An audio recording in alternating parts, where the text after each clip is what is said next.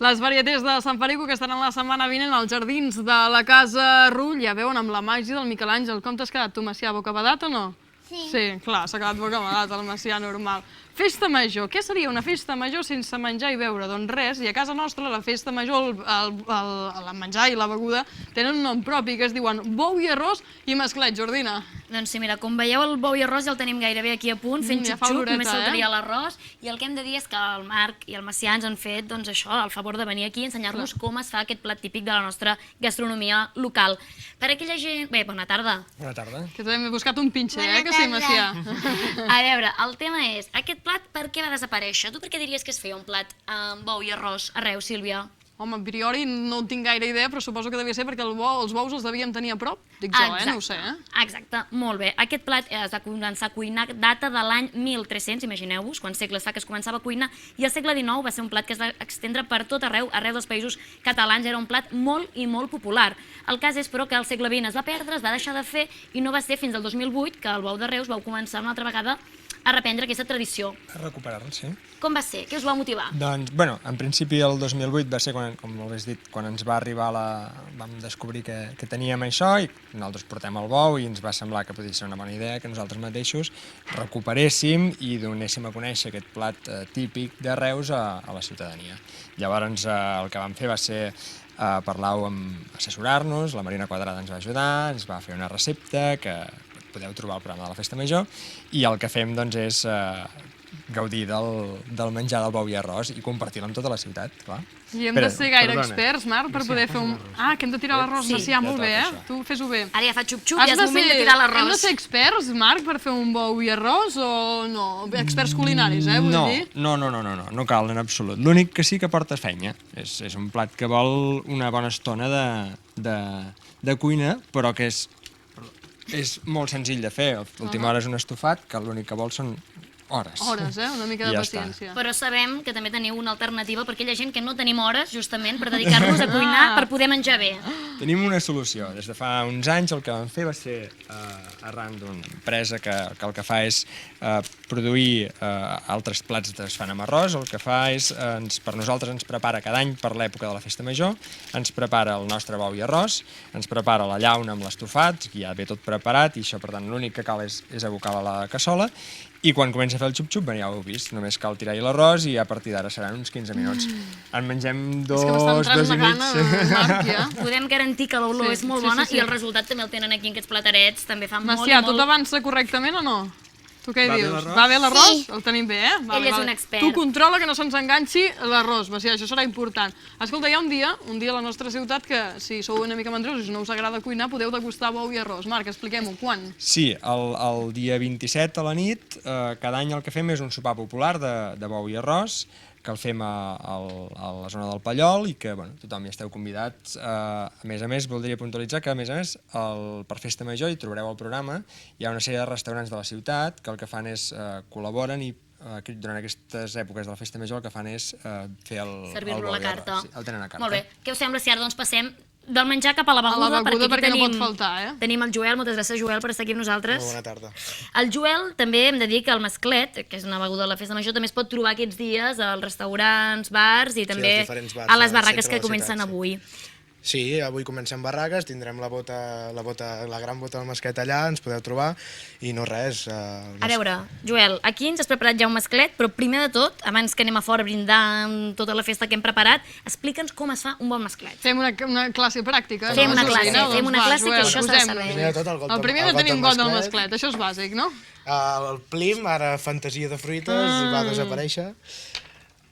I fem la meitat. Serveix igual, però. Proporcions, Joel? Què fem? Meitat i meitat, i després nosaltres, el col·lectiu del mesclet, tenim l'ingredient secret, que òbviament no es pot desvelar. No es pot dir, però bueno... És el que té, que sigui secret, no? Sí, és el que té, però bueno, un mesclet de meitat i meitat amb el vermut Miró, perdó, ara està tornant a obrir una ampolla de plim. És meitat i meitat amb el vermut i amb el plim i queda molt bé. Això sí, fresquet millor, això t'anava a dir. S'ha de dir també que dos productes molt nostrats. Sí, diguem-ne que és la beguda no alcohòlica més popular de Reus i la beguda alcohòlica més popular de Reus. Tot plegat barrejat i acaba de tenir aquest gust fantàstic, el mesclet. El masclet que els veurem en acció aviat, Joel. Quan, la cercavila? Doncs la ruta, la cercavila del masclet, és el 24 de juny, com cada any, quan el pregoner surt al balcó a fer la crida a la festa major als ciutadans, doncs baixa a la plaça, fa el primer tast, és l'encarregat de fer el primer tast del masclet, després fem el llançament de botes. Alguna novetat aquest any? Doncs aquest any, a banda de la cercavila, hem organitzat, hem fet una panera que es troba a la botiga de la Festa Major, que la podem trobar aquests dies, i és per fer una miqueta de caixa, ja que l'any que ve fem aniversari, etc.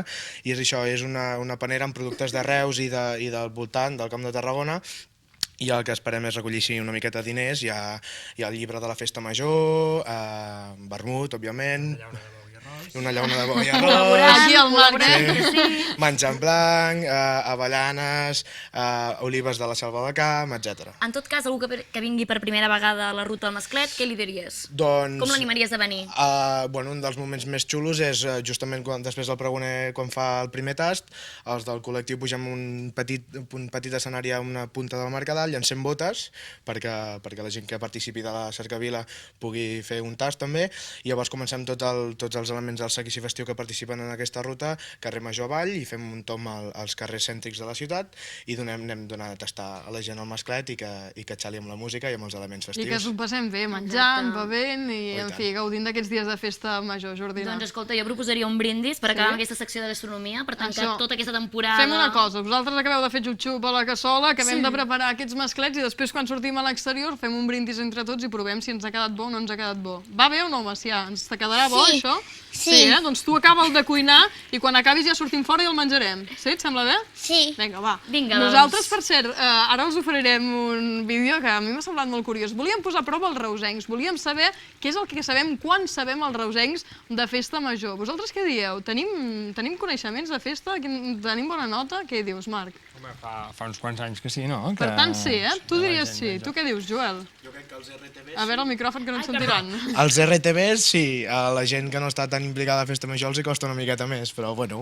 Potser és El que aquesta... tothom coneix és que hi ha festa aquests dies, Sí, això això n'estem segur. segurs. Potser deu ser aquesta l'explicació. Veurem si quan hem sortit a fora un equip de l'Avui per Demà ens hem trobat RTBs o ens hem trobat gent que no coneixia gaire la festa. Vaja, respostes per tots els gustos. Mirem-ho.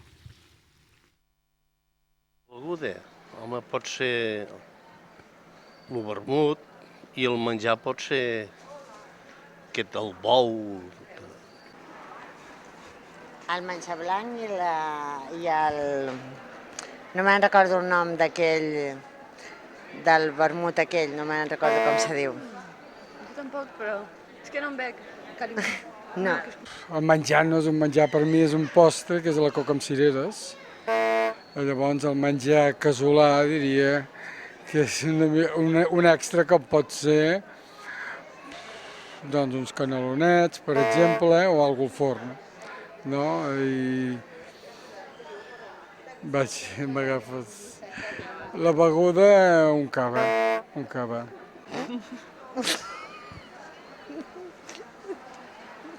El plin potser, no sé, no en tinc ni idea. Home, la beguda és el masclet, per favor. I el menjar, el bou amb arròs. Pues la beguda sembla el cava. I el menjar, pues el que vulguis. La coca. El menjar, el bou amb arròs i la beguda el masclet. Jo la coca en cirera, i de tu. I el masclet. La beguda és El masclet. el masclet, no? I el menjar? El menjar blanc? No sé. No, però menjar de menjar. De festa major? De festa major. Ostres, No ho sé. no ho sé. N'hi ha algun de típic? El dia 28. El 28? No sé. L'anada completes. El dijuni... No, el dia de Sant Pere. Sí, no. Espera, el dijuni de Sant Pere. Sé que és el dia 29, però no és res més. L'anada completa és el 28? El de juni de Sant Pere. Ja veuen que haurem de fer unes quantes classes de cultura de festa major perquè hem fet unes quantes errades. De seguida els ensenyo la segona part del qüestionari perquè els asseguro que no té pèrdua. Nosaltres ara canviem de qüestió i ens volem fixar en la tronada.